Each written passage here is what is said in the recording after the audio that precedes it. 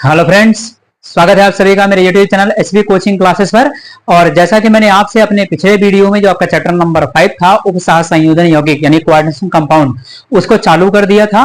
और पहले वीडियो में मैंने आपको उपसह संयोजक यौगिक क्या होते हैं, इनकी प्रॉपर्टीज क्या होती हैं, इनके टाइप क्या होते हैं और ये कैसे बनते हैं, इनमें क्या क्या पाया जाता है, उन सभी बातों का डिस्कशन मैंने आपसे कर लिया था। तो उसके जस्ट जो बाद हमारा टॉपिक रहेगा वो आपका आता है कि डबल सॉल्ट यानी द्विक लवण और उपसह संयोजक यौगिक या संकुल यौगिकों में अंतर। मैंने आपसे बताया था कि उपसह संयोजन यौगिक को संकुल यौगिक भी कहा जाता है या इन्हें संकर यौगिक भी कहा जाता है।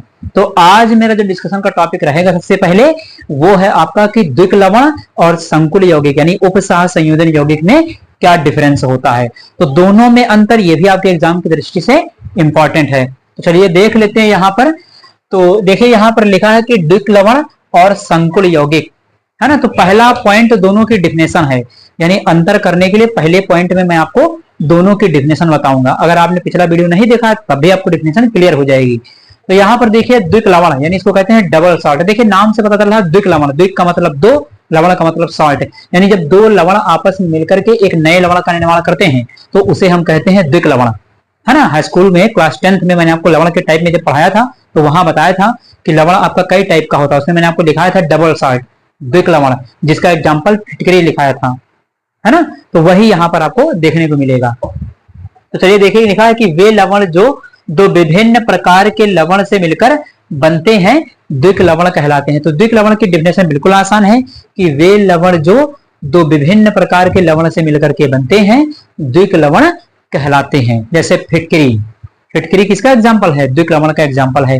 K2SO4 Al2SO4 to the whole 4, है ना। K2SO4 Al2SO4 का होल थ्राइस डॉट 24H2O, ये फिटकरी का फार्मूला होता है ना।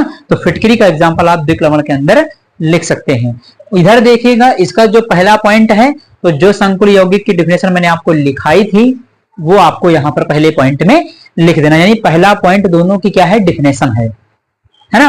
अब अगर संकुल यौगिक की डिफिनेशन आपने नहीं देखा उस वीडियो को तो आपको मैं बता देता हूं, है ना, कि वे यौगिक जो जल या किसी अन्य विलायक में घोलने पर अपने आयनों में नहीं टूटते हैं या अपने आयनों में नहीं वियोजित होते हैं वो आपके संकुल यौगिक या उपसह संयोजन यौगिक कहलाते हैं। यानी ऐसे यौगिक जो जल या किसी अन्य विलायक में घोलने पर अपने आयनों में आयनित नहीं होते हैं या अपने आयनों में नहीं टूटते हैं उन्हें हम कहते हैं संकुल यौगिक या उपसह संयोजन यौगिक। ये परिभाषा आप लिख सकते हैं संकुल यौगिक के विषय में। तो पहला पॉइंट क्लियर हो गया कि पहले में दोनों की डिफिनेशन हो गई। उसके बाद देखिएगा सेकंड पॉइंट डिफरेंस का क्या है। तो द्विक लवण में देखिए सेकंड पॉइंट क्या लिखा है कि ये जल में पूरी तरह आयनित हो जाते हैं। अब फिटकरी द्विक लवण है तो फिटकरी को पानी के अंदर घोल दीजिए तो फिटकरी क्या होगी? पानी के अंदर पूरी तरीके से घुल जाएगी। घुलने के बाद पानी के अंदर फिटकरी मिली है ये आप नहीं बता पाएंगे क्योंकि पूरी तरीके से फिटकरी इसके अंदर क्या हो जाएगी? डिजॉल्व हो जाएगी, है ना। तो जब भी फिटकरी पानी के अंदर डिजॉल्व होती है तो फिटकरी के अंदर क्या है? Potassium sulphate, aluminium sulphate. तो आपको potassium ion, aluminium ion, sulphate ion, ये सब आयन आपको प्राप्त होते दिखाई देंगे उसमें, है ना। इसकी जो रिएक्शन वगैरह होती है उसमें आपके पोटेशियम आयन, सल्फेट आयन, इन सबको दिखाया जाता है। तो पानी के अंदर फिटकरी क्या होती है? पूरी तरीके से डिजॉल्व हो जाती है, जिससे कहा जाता है कि जो द्विक लवण होते हैं वो पूरी तरीके से आयनित हो जाते हैं। ठीक, तो ये हो गया। उसके बाद इधर सेकंड पॉइंट क्या है कि ये पूरी तरह आयनित नहीं होते, यानी संकुल यौगिक जलीय विलयन में पूरी तरीके से आयनित नहीं होते हैं या आयनित नहीं होते हैं। तो यहां लिखा कि पूरी तरह आयनित नहीं होते हैं। इसका जस्ट उल्टा, यानी इधर के जितने पॉइंट हैं द्विक लवण के जस्ट उल्टा आपको संकर लवण में ये संकुल यौगिकों में लिख देना है। ठीक, चलिए नंबर थर्ड क्या है कि इनका अस्तित्व केवल ठोस अवस्था में रहता है। यानी द्विक लवण जैसे फिटकरी है तो इसका अस्तित्व, अस्तित्व का मतलब है ये आपको नजर आएगी। कब नजर आएगी? जब ठोस अवस्था में फिटकरी होगी। फिटकरी जब ठोस अवस्था में होगी तभी आपको नजर आएगी। फिटकरी को आप पानी में डिजॉल्व कर दीजिए, घुलने के बाद इस पानी के अंदर फिटकरी मिली है या नहीं मिली है ये आप देख करके नहीं बता सकते, है कि नहीं। तो घुलने के बाद पानी के अंदर फिटकरी है या नहीं ये आप देख करके नहीं बता सकते हैं। तो इनका जो अस्तित्व होता है द्विक लवण का, वो क्या होता है, केवल ठोस अवस्था में ही रहता है। यानी जब ये ठोस होंगे तभी आप इसको देख सकते हैं, तभी आप इसको बता सकते हैं, है ना, देखने पर। बाकी तो आप, मैं जैसे पानी के अंदर फिटकरी है तो आप उसको टेस्ट कर करके या और एक्सपेरिमेंट करके बता सकते हैं कि इसके अंदर फिटकरी है ना। लेकिन कहा जाता है कि इनका जो अस्तित्व है वो ठोस अवस्था में रहता है, आयनिक अवस्था में ये आपको नजर नहीं आते हैं। इधर देखिए थर्ड नंबर, इनका अस्तित्व, पूरा पॉइंट इधर लिखिएगा, है ना। मैंने हाफ पॉइंट इसलिए मैंने थोड़े थोड़े लिखे हैं क्योंकि मेरे पास स्पेस कम है थोड़ा सा, इसलिए आप नोट्स इसका लिखिएगा तो पूरा डिटेल में लिख लीजिएगा। नंबर थर्ड क्या कहता है कि इनका अस्तित्व, शब्द जोड़ना है, इनका अस्तित्व ठोस व आयनिक दोनों अवस्थाओं में रहता है। तो ये पूरी तरीके से आयनों में टूटते ही नहीं है, तो इनका अस्तित्व आयनिक अवस्था में और ठोस अवस्था में दोनों में रहेगा। ये आपको दोनों जगह नजर आएंगे, बिल्कुल स्पष्ट देखने से ही पता चल जाएगा। ठीक, तो ये हो गया। नंबर 4 देखिए, इधर क्या है, द्विक लवण में नंबर 4 है कि इनमें आयनिक बंध पाए जाते हैं। यानी द्विक लवण के अंदर आयनिक बॉन्ड पाया जाता है। जैसे पोटेशियम सल्फेट है तो पोटेशियम आयन सल्फेट आयन के बीच कौन सा बंध होता है, आयनिक बॉन्ड पाया जाता है ना। तो ये आपको ध्यान रखना है कि द्विक लवण के अंदर आयनिक बंध पाया जाता है। उसका जस्ट उल्टा संकुल यौगिक में हो जाएगा। इनमें आयनिक व उपसह संयोजी दोनों प्रकार के बंध पाए जाते हैं। यानी संकुल यौगिकों में, उपसह संयोजन यौगिकों में कहीं कहीं पर आयनिक बंध या उपसह संयोजी बंध दोनों प्रकार के बॉन्ड आपको देखने को मिलेंगे। तो संकुल यौगिकों में आयनिक व उपसह संयोजी दोनों प्रकार के बंध पाए जाते हैं, ये आपको ध्यान रखना है। 4 नंबर हो गया पॉइंट। 5वां देखिएगा लास्ट, इनका निर्माण सामान्य लवण के समान मोलर अनुपात से होता है। यानी द्विक लवण का निर्माण जो है वो समान मोलर अनुपात, समान मोलर का अनुपात, उनकी मात्रा समान रहती है ना, किसी की मात्रा कम ज्यादा नहीं होगी, इक्वल क्वांटिटी में इनका फॉर्मेशन होता है द्विक लवण का। समान मोलर अनुपात से इनका निर्माण होता है, इनमें मात्राएं क्या रहेंगी, समान रहेगी, है ना। इसमें क्या है नंबर 5 कि समान, इनका निर्माण जो है समान मोलर अनुपात से हो भी सकता है और नहीं भी हो सकता है। यानी संकुल यौगिकों के निर्माण के लिए समान मोलर अनुपात हो भी सकता है और समान मोलर अनुपात नहीं भी हो सकता है। यानी समान मोलर अनुपात हो या ना हो, संकुल यौगिकों को कोई फर्क नहीं पड़ता, इनका फॉर्मेशन हो जाएगा, है ना। तो इनके निर्माण के लिए समान मोलर अनुपात हो या ना हो, इसकी कोई आवश्यकता नहीं होती है। तो ये दोनों आपके डिफरेंस हो जाते हैं किसमें, ये आपके डिफरेंस हो जाते हैं द्विक लवण और संकुल यौगिकों में डिफरेंस हो जाता है। आप इन दोनों का स्क्रीनशॉट ले लीजिए, फिर मैं इसके आगे की ओर आपसे डिस्कशन करता हूं।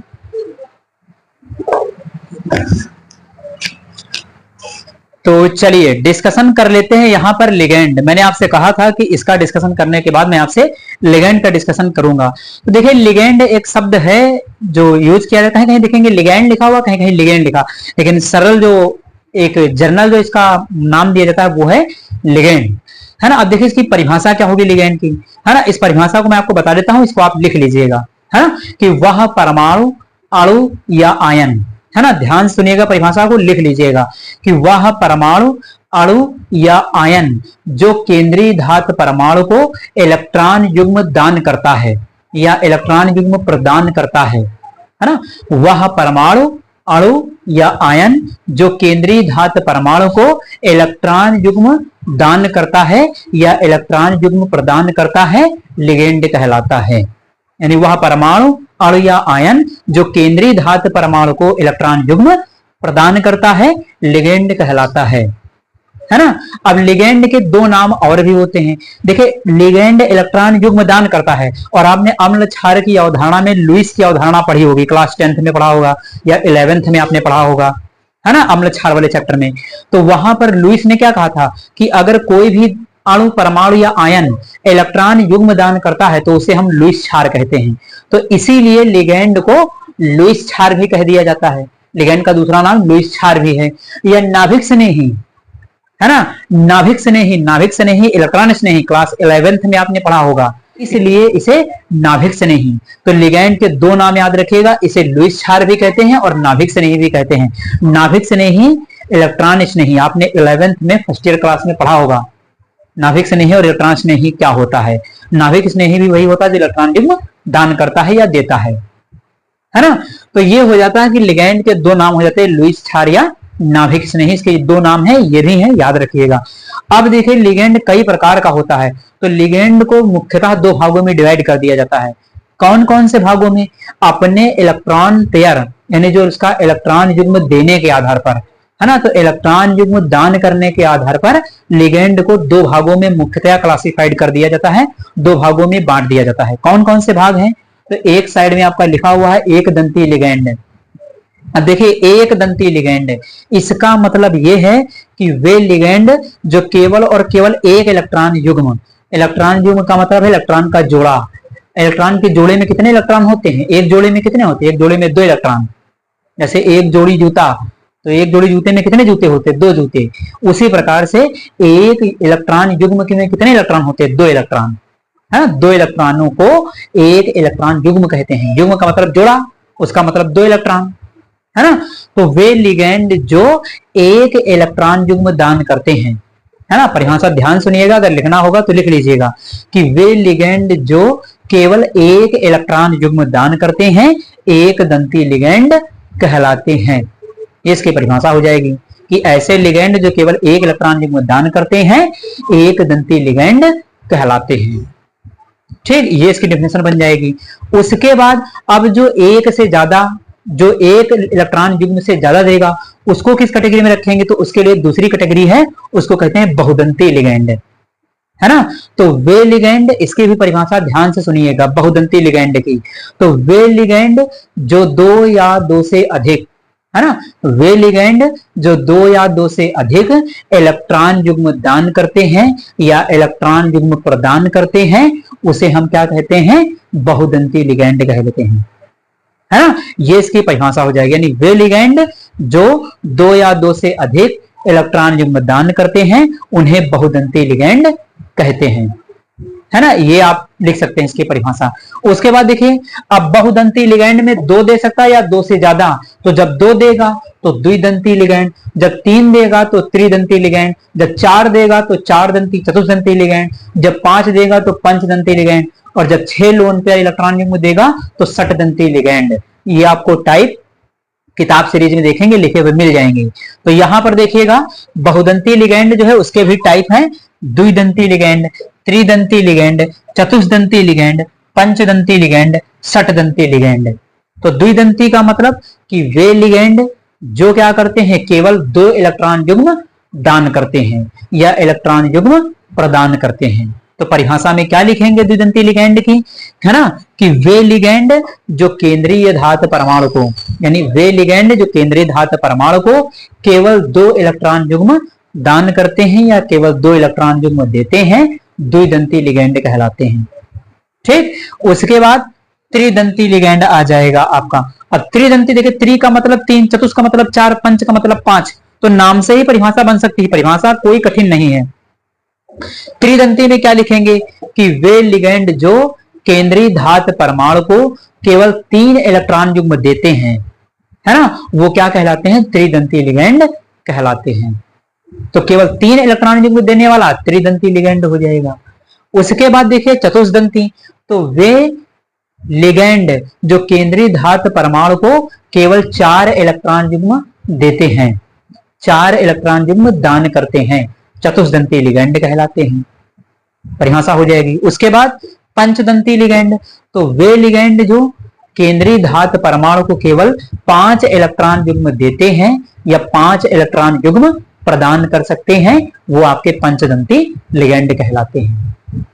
ठीक, उसके बाद षटदंती, है ना, षटदंती का मतलब 6, षट का मतलब 6 हो जाएगा।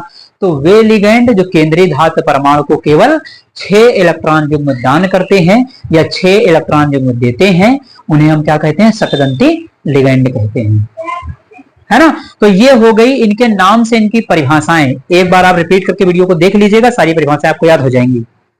अब उसके बाद देखिए यहाँ पर जो एक दंती द्विदंती है, अब इनके अंदर क्या होता है कि इन पर आवेश उपस्थित होता है।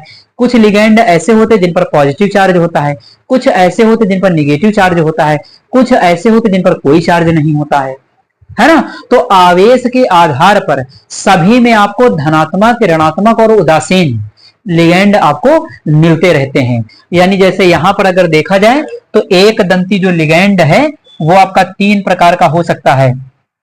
धनात्मक हो सकता है आपका, धनात्मक हो सकता है जैसे, है ना। तो ये लिगेंड आपका 3 टाइप का हो सकता है। ये आपका धनात्मक हो सकता है ना, धनात्मक हो सकता है। सेकंड नंबर आपका ऋणात्मक हो सकता है, नेगेटिव चार्ज। और तीसरा आपका उदासीन हो सकता है। यानी इसमें भी एक क्लासिफिकेशन चार्ज के आधार पर है कि कुछ लिगेंड ऐसे होते जिनके ऊपर प्लस चार्ज होता है, कुछ ऐसे होते जिनके ऊपर माइनस चार्ज होता है, कुछ ऐसे होते जिनके ऊपर कोई चार्ज नहीं होता है ना। तो आवेश के आधार पर सभी लिगेंड में आपको पॉजिटिव निगेटिव वाले देखने को मिल जाएंगे, है ना। तो ये बात हो जाती है धनात्मक, ऋणात्मक और उदासीन। अब सब में मिल जाएंगे, इसमें भी आपको धनात्मक, ऋणात्मक, उदासीन, धनात्मक, ऋणात्मक, उदासीन, धनात्मक, ऋणात्मक, उदासीन, धनात्मक, ऋणात्मक, उदासीन, धनात्मक, ऋणात्मक, उदासीन। तो इस प्रकार से जिसमें जिसमें है उसमें सभी इसमें आपसे डिस्कशन करूंगा इसके विषय में। तो ये हो जाते हैं इसमें आवेश के आधार पर। तो सभी में आपको धनात्मक, ऋणात्मक और उदासीन लिगेंड मिलते रहते हैं। तो ये जनरल डिस्कशन हो जाता है लिगेंड के विषय में। जो जनरलाइज बात थी, जो नॉर्मल बात थी लिगेंड के विषय में, सामान्य जानकारी, वो मैंने आपको बता दिया। इनकी परिभाषा और इनका क्लासिफिकेशन, इनका वर्गीकरण कैसे किया जाएगा वो मैंने आपको बता दिया है। तो आप इसका स्क्रीनशॉट ले लीजिए, फिर मैं इसके आगे की ओर आपसे डिस्कशन करता हूं।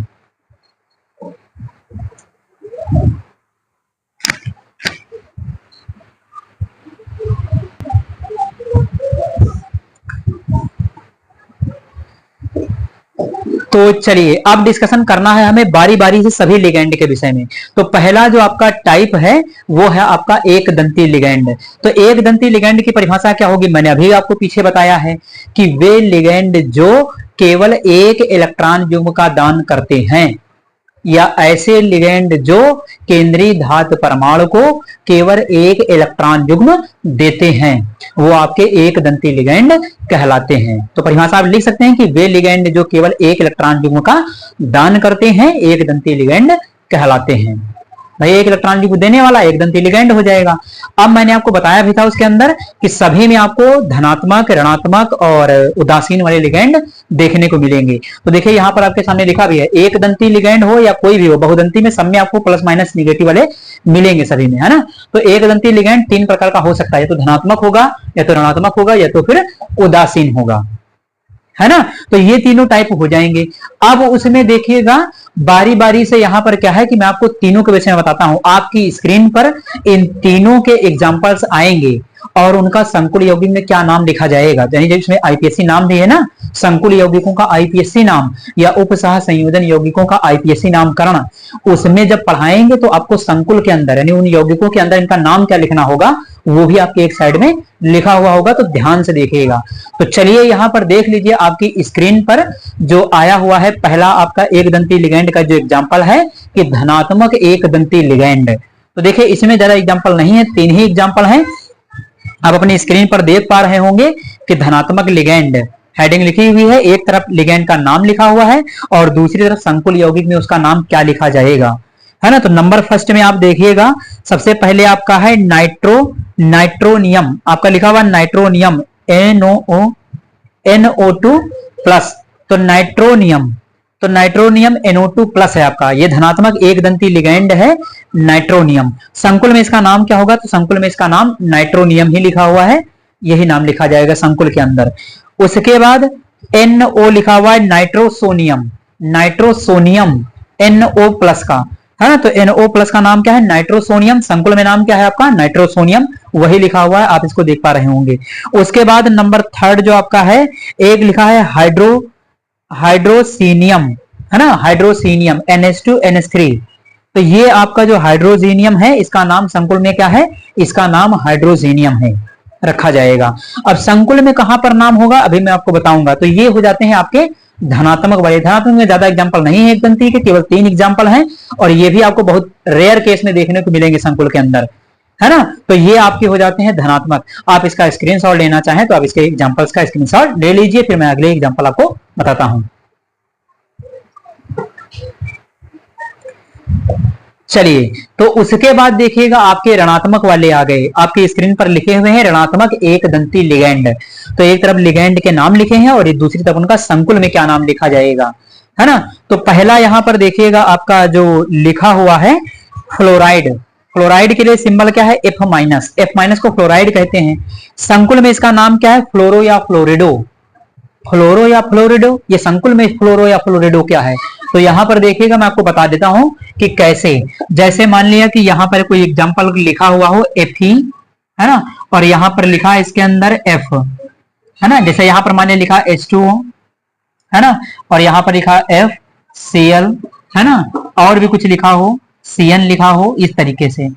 तो जब यहां पर संकुल का मतलब है, जब आप आईपीएससी नाम लिखेंगे कोऑर्डिनेशन कंपाउंड में, तो संकुल यौगिकों में या उपसह संयोजन यौगिकों के अंदर जब ये अंदर होंगे तब इन सबका क्या नाम लिखा जाएगा, तो इनको लिखा है संकुल यौगिकों में नाम। तो संकुल यौगिकों में जो नाम लिखा है, इसका मतलब जब ये इस ब्रैकेट के अंदर होंगे, जब इस ब्रैकेट के अंदर होंगे तब इनका नाम क्या लिखा जाएगा, इसलिए ये यहाँ पर लिखे हुए हैं। तो जब इसके अंदर इसका नाम होगा, जैसे इसका नाम आप जब लिखेंगे, तो जब इसका नाम इस यहाँ पर लिखा जाएगा तब इसका नाम आप लिखेंगे फ्लोरो, है ना, फ्लोरो या फ्लोरिडो, ये इसका नाम लिखा जाएगा। फ्लोरो लिखिए या फ्लोरिडो, दोनों लिख दीजिए, दोनों में से कोई एक लिख दीजिए, दोनों में से कोई भी आप सही है, गलत नहीं है ना। दोनों में से आप फ्लोरो लिखिए या फ्लोरिडो लिख दीजिए, क्लोरो लिखिए या क्लोरिडो लिख दीजिए, है ना। CN का क्या हो जाएगा, तो अभी आएगा आगे साइनो होगा। H2O का क्या हो जाएगा, एक्वा हो जाएगा, वाटर का, है ना। चलिए, तो यहां पर देखिएगा अगला, फिर उसके बाद क्या है, तो फ्लोरो हो गया, फ्लोरीन के लिए फ्लोरो हो गया, क्लोरीन के लिए क्लोरो हो गया, ब्रोमीन के लिए ब्रोमिडो हो गया, आयोडीन के लिए आयोडाइडो, आयोडो या आयोडाइडो, ब्रोमो या ब्रोमिडो हो गया। ठीक, उसके बाद देखिएगा अगला कौन सा है, OH माइनस हाइड्रोक्साइड, इसका नाम लिखते हैं हाइड्रोक्सो। जब ये ब्रैकेट के अंदर होगा, समन्वय मंडल के अंदर, तो हाइड्रोक्सो, यानी जब लिगैंड के रूप में होगा तो हाइड्रोक्सो।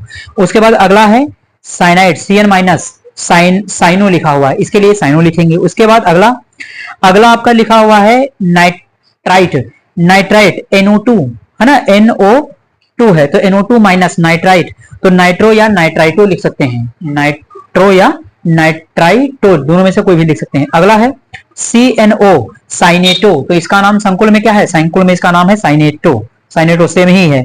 उसके बाद लिखा हुआ है कि NCO, आइसोसाइनेटो, इसका संकुल में नाम क्या होगा, संकुल में नाम वही है, आइसोसाइनेटो ही लिखा जाएगा।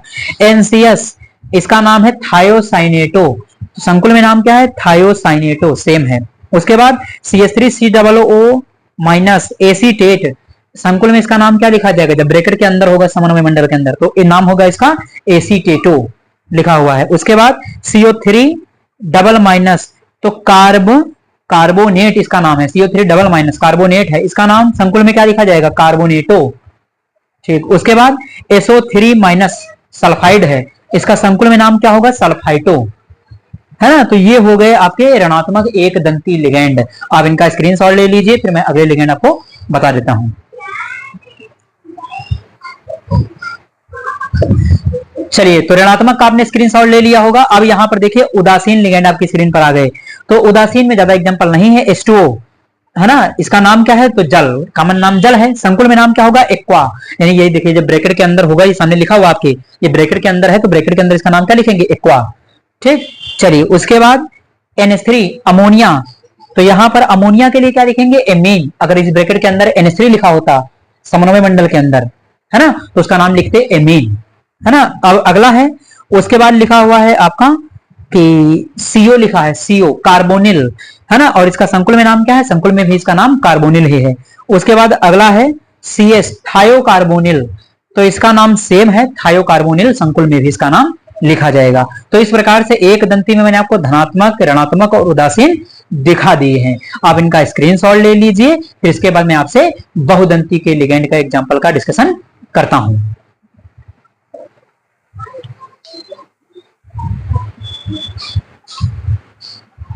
तो चलिए अब डिस्कशन कर लेते हैं पॉलीडेंटेड लिगेंड यानी बहुदंती लिगेंड। देखिए बहुदंती लिगेंड क्या, मैंने आपको पहले भी परिभाषा बताई थी कि वे लिगेंड जो दो या दो से अधिक इलेक्ट्रॉन युग्म दान करते हैं बहुदंती लिगेंड कहलाते हैं। ये इसकी डिफिनेशन हो जाएगी। और बहुदंती में द्विदंती, त्रिदंती, चतुर्दंती, पंचदंती, षडदंती तक, है ना, इतने आपको पढ़ना है जो आपके एग्जाम की दृष्टि से इंपॉर्टेंट है, क्योंकि इनकी विषय में जानकारी होगी, इनका आईपीएससी नाम लिखने के लिए आ जाता है।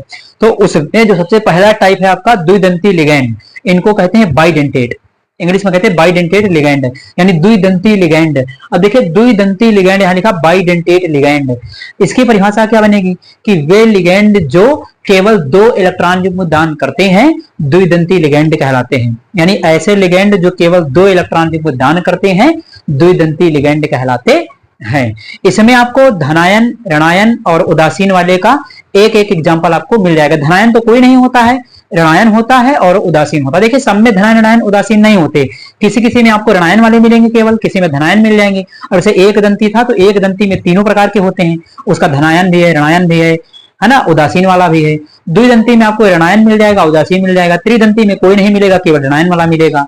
तो इस तरीके से जिसमें जितने पाए गए हैं उतने एग्जाम्पल यहाँ पर मैं आपको बता दूंगा, है ना, उतने ही आपके एग्जाम में आते हैं, बाकी और कोई आता है नहीं। ठीक, चलिए तो द्विदंती लिगैंड की परिभाषा मैंने आपको बता दी। सामने फार्मूला देखिए, एक लिखा हुआ है एग्जांपल NH2CH2CH2NH2, इसका नाम है एथिलीन डाइएमीन। एथिलीन डाइएमीन एक द्विदंती लिगैंड है।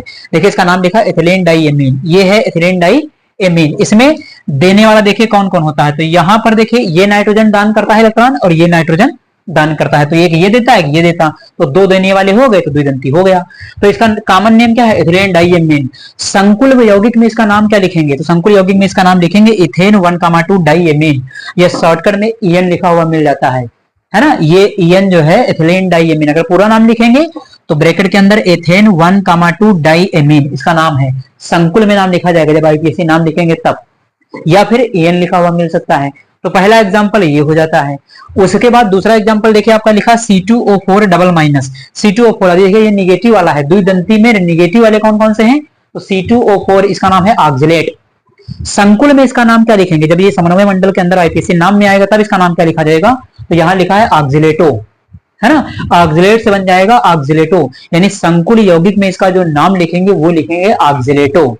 कॉमन नेम क्या है, ऑक्सिलेट है, लेकिन संकुल में जब आएगा आईपीएससी नाम लिखने में आएगा तब इसका नाम क्या लिखेंगे, ऑक्सिलेटो। C2O4 डबल माइनस, तो 2 माइनस का चार्ज है, ये भी याद रखिएगा। उसके बाद देखिए नंबर 3 है आपका NH2CH2COO माइनस। NH2CH2COO माइनस यहाँ पर लिखा हुआ है, इसका नाम है ग्लिसनेट, है ना, इसको कहते हैं ग्लिसनेट आयन। इसका कॉमन नेम क्या है, सामान्य नाम है ग्लिसनेट आयन। जब ये संकुल में आएगा आईपीएससी नाम लिखने में आएगा तब इसका नाम क्या लिखा जाएगा, तब इसका नाम होगा ग्लाइसिनेटो, है ना, तो ग्लिसनेट आयन का ग्लाइसिनेटो हो जाएगा जब इसका आईपीएससी नाम लिखा जाएगा। और इसके ऊपर 1 माइनस का चार्ज होता है, देखिए यहां पर लिखा है NH2CH2COO माइनस, है ना। तो इस प्रकार से आज आपका लिगैंड और लिगैंड का क्लासिफिकेशन, उसमें एक दंती और द्विदंती का मैंने आपसे डिस्कशन कर लिया है। उम्मीद करता हूं कि आप सभी को ये समझ में आया हुआ होगा। इसके बाद बचे हुए जितने भी लिगैंड्स हैं उनका डिस्कशन मैं आपसे करूंगा अपने नेक्स्ट लेक्चर में। तो चलिए फिर मिलते हैं अपने नेक्स्ट लेक्चर में। Thanks for watching this video.